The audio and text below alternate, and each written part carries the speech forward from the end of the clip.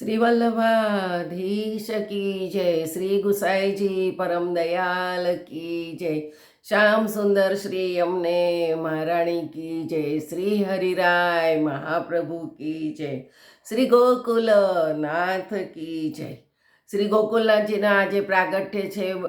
મંગલ બધાય, સર્વે વૈષ્ણવને ખૂબ ખૂબ મંગલ બધાય બધાય બધાય. આપણે આજ શ્રી ગોકુલનાથજી વિશે થોડું રસપાન કરીએ. શ્રી ગોકુલનાથજી શ્રી ગુસાઈજીના ચોથા લાલનું પ્રાગટ્ય સંવત 1608 માગસર સુદ સાતમને ગુરુવારે પૂર્વ નક્ષત્રમાં અડેલ મુકામે થયું. એમ કહેવાય છે કે મહાપ્રભુજીના સેવક કૃષ્ણદાસીની હતા. એ અલૌકિક કૃપાબળથી એમણે જાણ્યું કે પ્રાગટ્ય માટે યોગ્ય સમય નથી. તેથી તેમણે વિનંતી કરી કે શુભ સમય નથી, માટે હમણાં પ્રગટ ન થશો. અને પછી મુહૂર્ત જોવડાવ્યા પછી માગસર સુદ સાતમને પ્રાગટ્ય થયું. ત્યારે કૃષ્ણદાસીએ આનંદથી કહ્યું કે મેરો ગોકુલનાથ આવ્યો.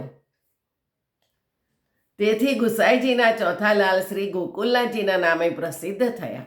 ઘરમાં તેમને વલ્લભ કહેતા હતા.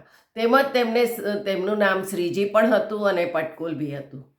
તેઓ ગૌરવર્ણ અને મધ્યમ કદના, વિશાળ લલાટવાળા અને નેત્રો અણીદાર, મુખ લંબગોળ તેમજ સુંદર હતા. સુંદર સ્વરૂપ હતું. શ્રી ગોકુલનાથજી નાના હતા ત્યારથી ચતુર અને પ્રવીણ હતા. ખેલકૂદનો પણ એમને શોખ હતો, ઘોડેસવારીનો, રમતગમતનો. ટૂંક સમયમાં તેમણે વિદ્યાભ્યાસ પૂર્ણ કર્યો અને સર્વ કળાઓમાં એમને રુચિ મેળવી. 16 વર્ષની વયે તેમના લગ્ન મથુરામાં પાર્વતી વહુજી સાથે થયા. તેમને 3 લાલ હતા અને 3 બેટીજી હતા. 3 લાલમાં પહેલા લાલ શ્રી ગોપાલલાલજી, પછી વિઠ્ઠલરાયજી અને વ્રજરત્નજી. એમ 3 લાલ હતા અને 3 લાલી હતા. એક રોહિણીજી, બીજા પદ્માવતીજી અને ત્રીજા સત્યભામા.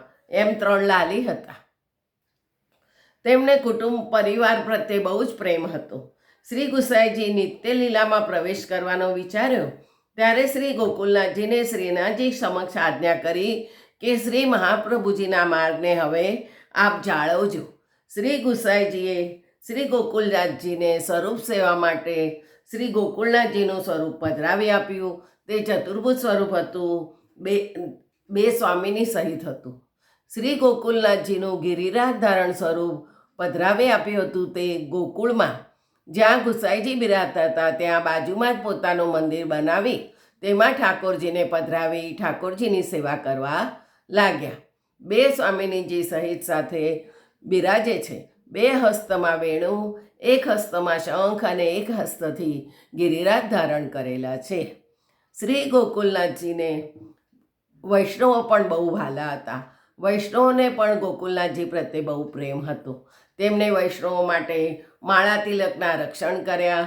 સંવત 1672માં ચિદ્રૂપ નામના એક સંન્યાસીએ બાદશાહ જહાંગીરને વશ કરી માળા તિલક પહેરવા ઉપર પ્રતિબંધ મુકાવ્યો હતો. શ્રી ગિરધરજી અને શ્રી ગોકુલનાથજીએ આ ઉપર પ્રતિબંધ મૂક્યો હતો, એનો વિરોધ કર્યો હતો. ચિદ્રૂપનો પાપનો ઘડો ભરાશે ત્યારે પ્રભુ પોતે તેને શિક્ષા કરશે જ.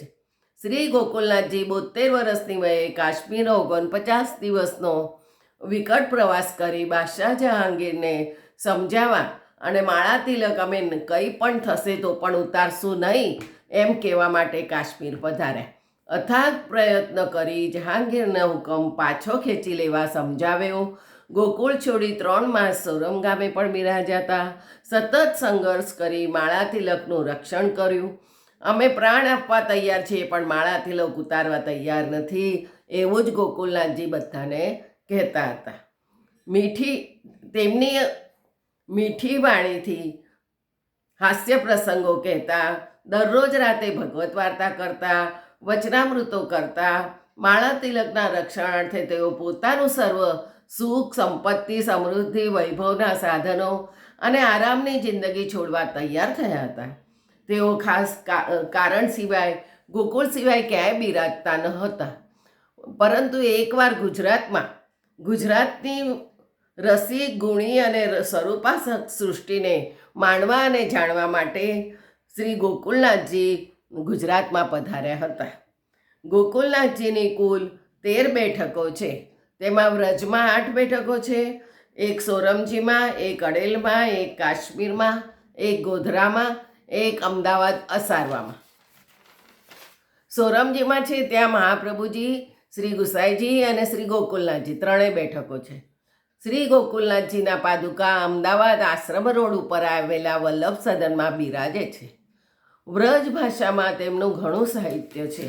84 વૈષ્ણવની વાર્તા, 252 વૈષ્ણવની વાર્તા, ભાવ સિંધુ, નિજ વાર્તા, અરુધરુ વાર્તા, બેઠક ચરિત્ર, શ્રી ગોવર્ધનનાથજી કે પ્રાગટ્ય કી વાર્તા, સેવા ભાવના, સ્વરૂપ ભાવના, નિકુંજ ભાવના, ભાવ ભાવના અને વચનામૃતો અને હાસ્ય પ્રસંગો તેમના પ્રચલિત છે. તેમજ તેમને ટીકા પણ ઘણી બધી લખી છે. સંસ્કૃતમાં મુખ્યત્વે ટીકા ગ્રંથો લખ્યા છે. શ્રી યમનાષ્ટક ઉપર શ્રી ગુસાઈજીની અધૂરી ટીકા હતી, તે તેમણે પૂર્ણ કરી. શ્રી પુષ્ટિપ્રવાહ મર્યાદા ગ્રંથ ઉપર ટીકા કરી છે. સિદ્ધાંત રહસ્ય ઉપર, અંતઃકરણ પ્રબોધ ઉપર ટીકા કરી છે. ભક્તિવર્ધિની, સંન્યાસ નિર્ણય અને સર્વોત્તમ સ્તોત્ર પરની બૃહદ ટીકા અને લઘુ ટીકા બંને કરી છે. શ્રી વલ્લભાષ્ટકની ઉપર પણ ટીકા કરી છે. બ્રહ્મસમન મંત્ર પરની ટીકા લખી છે. વિરહ વિજ્ઞપ્તિના 35 શ્લોક લખ્યા છે. 84 વૈષ્ણવની નામાવલીનું સ્તોત્ર પ્રચલિત છે. આવી રીતે વૈષ્ણવના 24 લક્ષણો પણ તેમને બતાવ્યા છે. શ્રી ગોકુલનાથજીએ પુષ્ટિમાર્ગનું રક્ષણ કરી માળા તિલકનું પણ રક્ષણ કર્યું અને વૈષ્ણવોને લાભ આપ્યો. સંવત 1697માં માવદ નોમના દિવસે 89 વર્ષની વયે આપ નિત્યલીલામાં પધાર્યા. આપનો પ્રબળ વિરહ થવાથી તે જ સમયે આપના 78 વૈષ્ણવોએ પ્રાણ છૂટી ગયા. 7 ભાઈઓમાં આપ સૌથી વધારે ભૂતલ પર હતા. ગોકુલનાથજીનો યશ ધર્મ હોવાના કારણે તેમની ખ્યાતિ વધારે ફેલાઈ છે. શ્રી ગોકુલનાથજી રસરૂપ અને ફલરૂપ છે. તેઓ પારસમણી જેવા છે. જે ભક્તો તેમનો સંગ કરે તે પણ રસરૂપ થશે અને એનું જીવન ફલરૂપ બનશે. જય જય શ્રી ગોકુલેશ મારો ધણી ગોકુલેશ, જય જય શ્રી ગોકુલેશ મારો ધણી ગોકુલેશ, મારો ધણી ગોકુલેશ, જય જય શ્રી ગોકુલેશ, જય જય શ્રી ગોકુલેશ મારો ધણી ગોકુલેશ. ગોકુલનાથ કી જય.